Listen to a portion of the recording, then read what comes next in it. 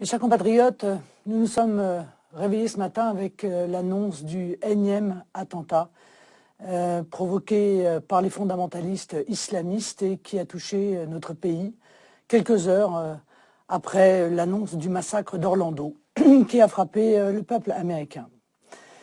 Ces attentats terroristes dont nous sommes victimes montent d'ailleurs en grade dans la terreur qu'ils veulent susciter. Cette nuit, ils se sont introduits dans l'intimité, dans le domicile personnel d'un couple de policiers pour venir les assassiner devant un petit garçon de 3 ans pour qui, évidemment, nous avons les pensées les plus sincères. J'avoue que, en tant que mère, le message indiquant que le terroriste avait le petit garçon à côté de lui dans le canapé et se posait la question de savoir ce qu'il allait en faire, m'a évidemment totalement révulsé. Mais la vraie question, c'est pouvons-nous agir? Et la réponse est oui. L'autre question, c'est agissons-nous? Et la réponse aujourd'hui, hélas, est non. On nous explique partout que nous n'avons pas les moyens, que comment donc peut-on arrêter quelqu'un qui envisage de commettre des actes, qui est en lien avec des filières djihadistes, mais qui n'est pas encore passé à l'acte. Bien sûr que nous pouvons le faire, nous avons les moyens légaux de le faire. Et notamment, je réclame maintenant l'application de l'article 411-4 du Code pénal.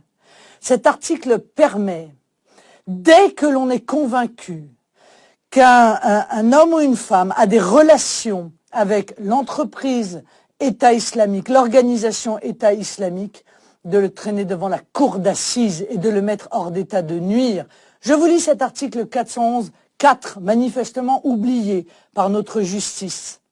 Le fait d'entretenir des intelligences avec une puissance étrangère, avec une entreprise ou organisation étrangère, ou sous contrôle étranger, ou avec leurs agents, en vue de susciter des hostilités ou des actes d'agression contre la France, est puni de 30 ans de détention criminelle et de 450 000 € d'amende.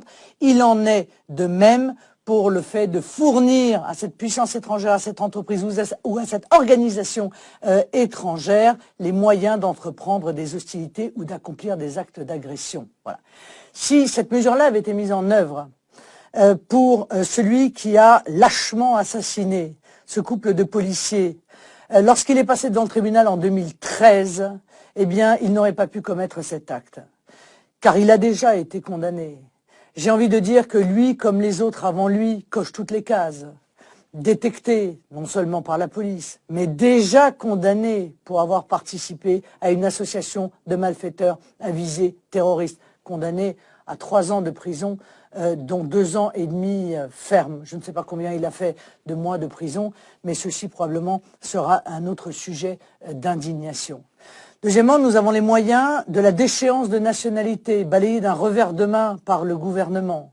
Ceci permettrait évidemment, lorsque ces gens sont condamnés comme il l'a été en 2013, parce que je suppose qu'il doit être binational, comme l'était d'ailleurs une grande partie de ceux avec lesquels il a été condamné en 2013, eh bien, il aurait été déchu de la nationalité, il aurait été évidemment expulsé et n'aurait pas pu revenir si tant est qu'entre-temps nous ayons retrouvé des frontières, conditions sine qua non pour assurer la sécurité des Français. Enfin, permettez-moi, est-ce qu'on se donne vraiment les moyens de lutter contre la radicalité, lutter contre le fondamentalisme islamiste?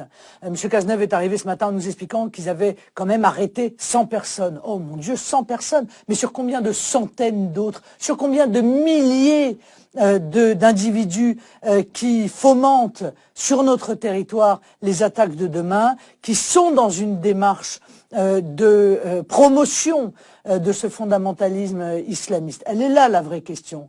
On a fait le minimum pour les médias, pour la galerie, mais la vraie lutte contre le fondamentalisme, vous le savez pertinemment, elle n'a pas été aujourd'hui engagée. Alors le gouvernement, aujourd'hui, je suis malheureuse de le dire, il ne protège pas les Français.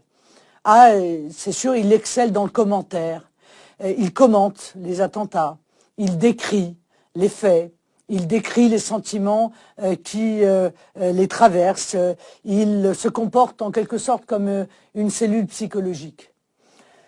Mes chers compatriotes, je crois que nous ne pouvons plus nous contenter de filtres sur nos profils Facebook. Nous ne pouvons plus nous contenter des fleurs et des bougies. Si nous sommes en guerre, alors il faut la mener, cette guerre. Mener la guerre contre des soldats qui ne respectent aucune d'ailleurs des règles de la guerre, disons-le nous.